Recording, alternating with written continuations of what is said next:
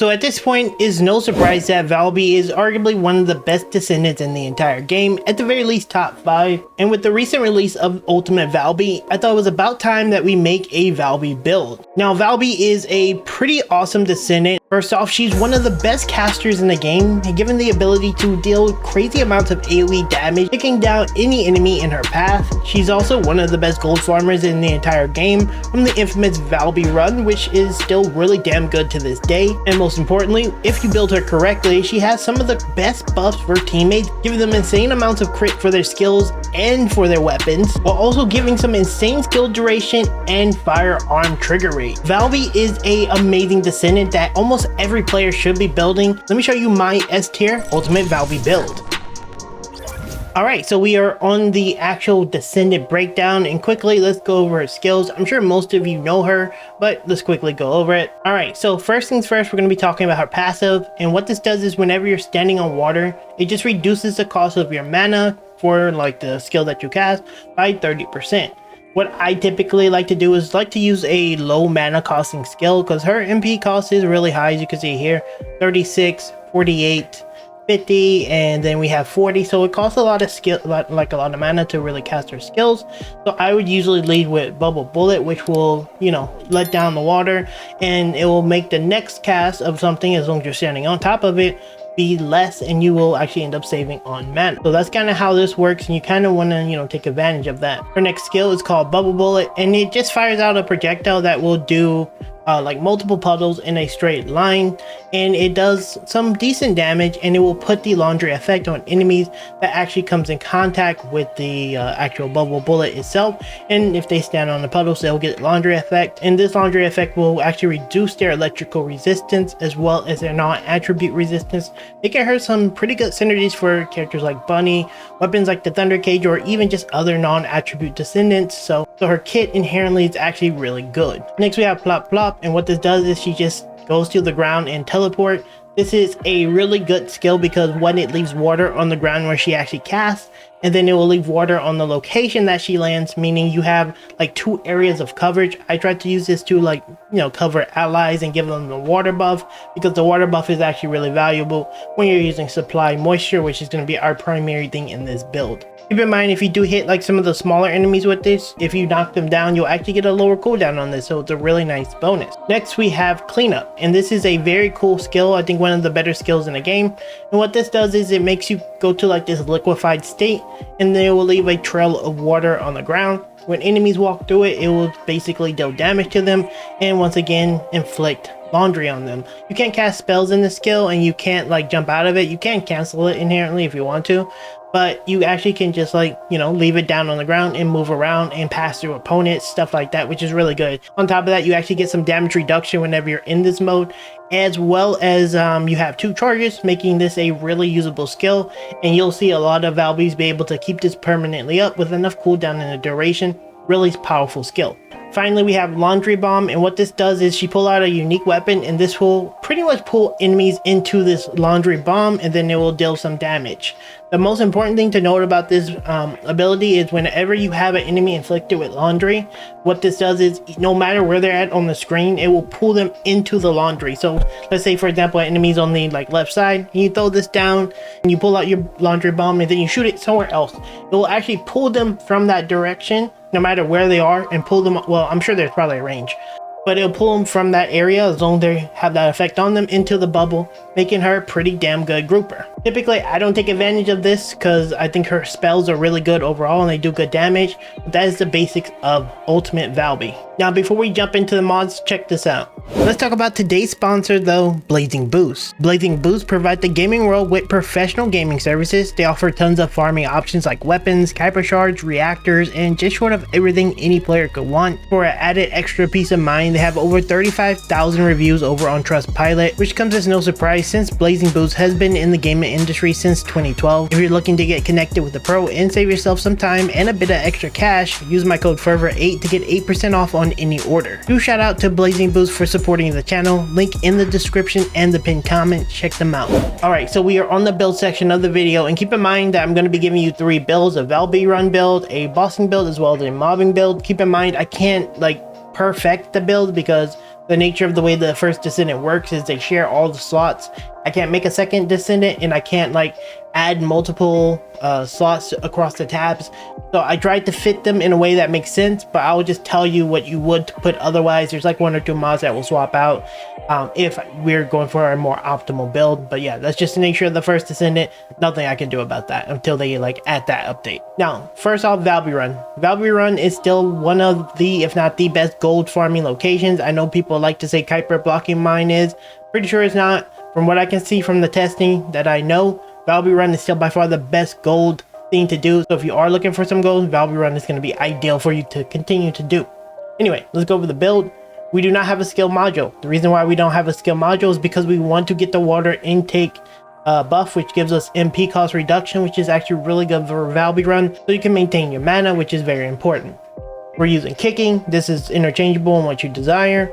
We're using multi-talented. The reason we're using multi-talented is because it gives you cooldown, a 20% skill cooldown. And since you're going to be spamming this skill cleanup, which is a dimensional skill, you're always going to be getting this massive benefit.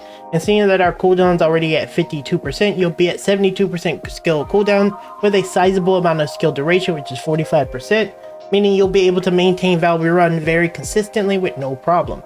We have focus on fusion purely for cooldown and damage.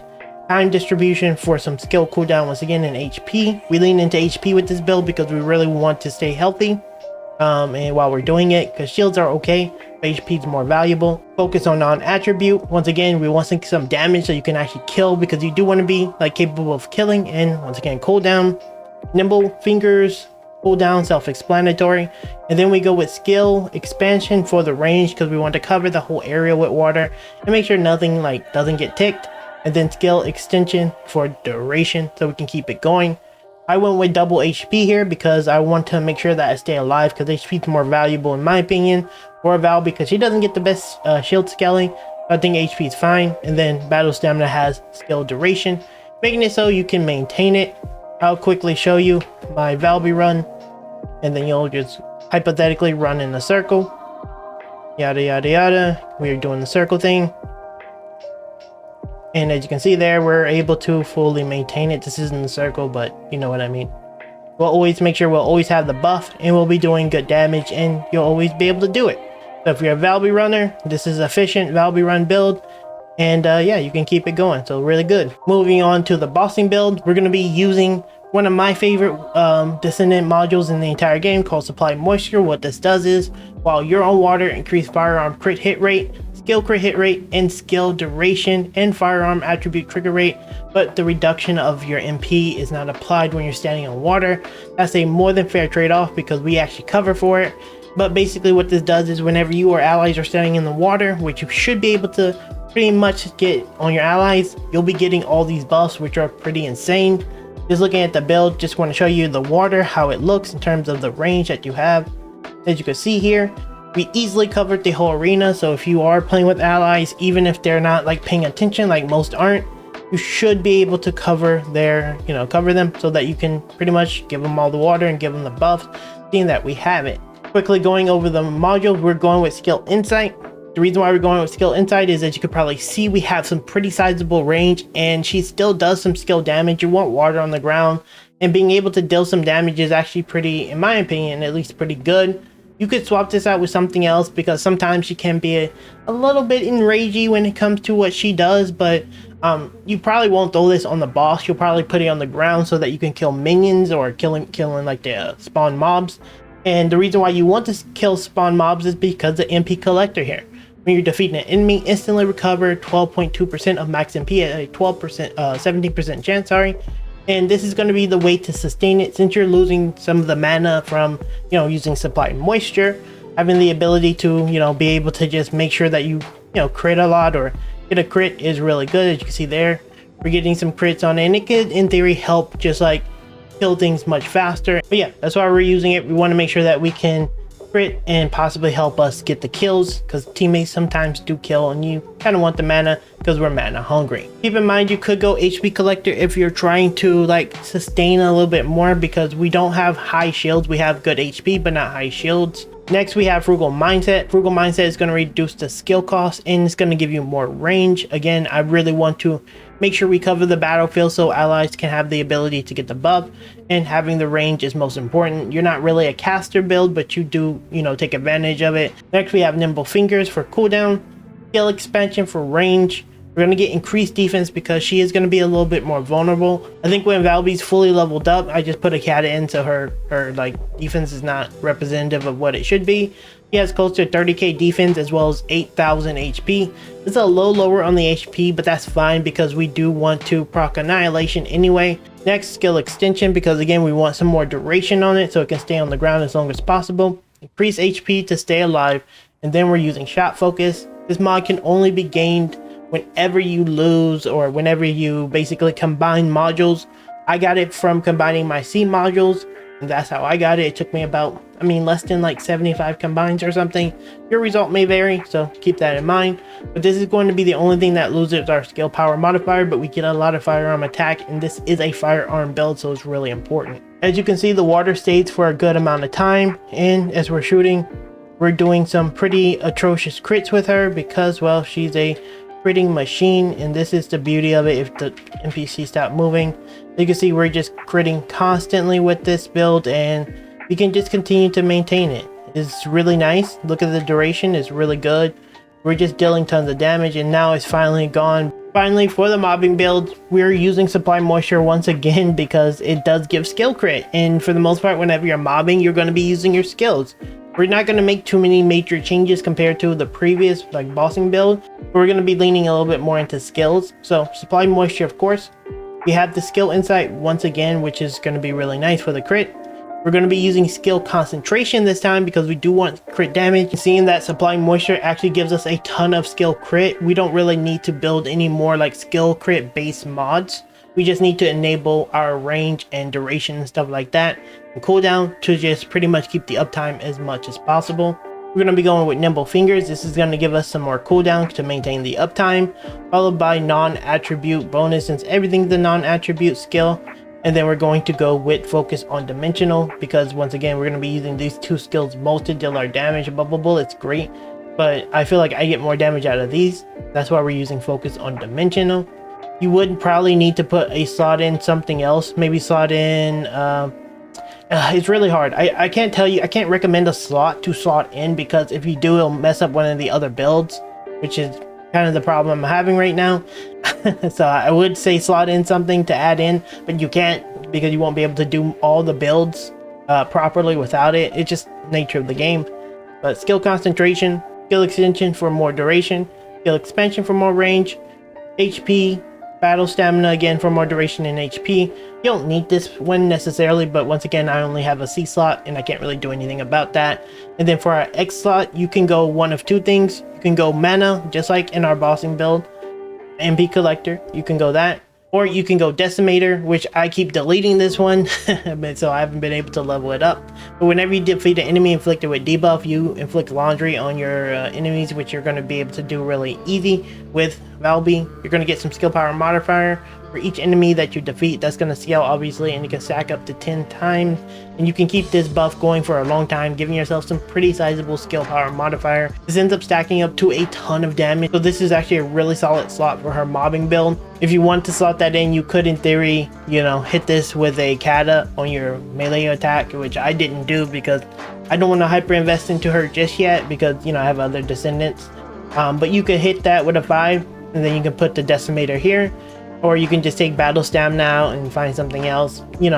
Do what you want to do. It's just a little hard to do slots like I keep saying, but yeah, you can do that. But that's pretty much the build when it comes to the mods. Going over our reactors, we're using a materialized reactor that has dimensional and non-attribute, and we have duration on this. I built the reactor for specifically the Valby build and the bossing build. I didn't really prioritize the mobbing build. You can go with a mobbing build focus reactor and have that as a secondary, which you could go with like skill cost, some type of crit damage. So I'm with a Enduring Legacy mounting. This has non-attribute skill power as well as dimensional skill power. That's not that important for anything other than the Valby run, but we have skill duration up, which is actually pretty valuable for both of the builds.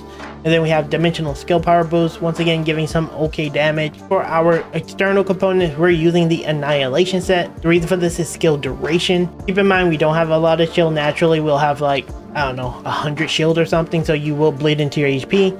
This HP is not representative of her base HP. Remember, I'm level 1 right now, but it will be something like, it will be close to 10,000, and this will be over 30,000 defense whenever, you know, we will have all our base bonuses and stats. I just haven't had time to level her up again to show you guys, but you know, always on the grind. But ultimately, we're going to be using the Annihilation set. It gives a ton of defense. I personally went with a little bit more resistance, seeing that Valby's a little bit more vulnerable than my average Descendant. They usually have some form of defensive tool where she doesn't. So I went with the max HP as well as fire resistance on this one. I went with MP recovery in combat and chill resistance. For me, I want that MP recovery because she is a little mana hungry and she does lose her like mana cooldown stuff or her mana reduction stuff. I went with defense in electric once again because she's more vulnerable and we definitely want the defense. You can argue swapping out the electric and getting some type of like mana or something, but I prefer personally to have that resistance so she can stay alive. And then finally we have toxin resistance as well as max shield. Once again, nothing I can really do about the max shield. I don't really care for it, but it is what it is. It's helpful, I guess, to some degree. And that's pretty much it for the components. I'll quickly go over my Enduring Legacy. I haven't really made any changes before the like Enduring Legacy build. Mental focus, action, reaction, firing, a reinforcement, better insight, expanded weapon charge, concentration priority, better concentration, fire rate up, concentrate support ammo, and then fire enhancement because we lean heavy into the fire of the weapon.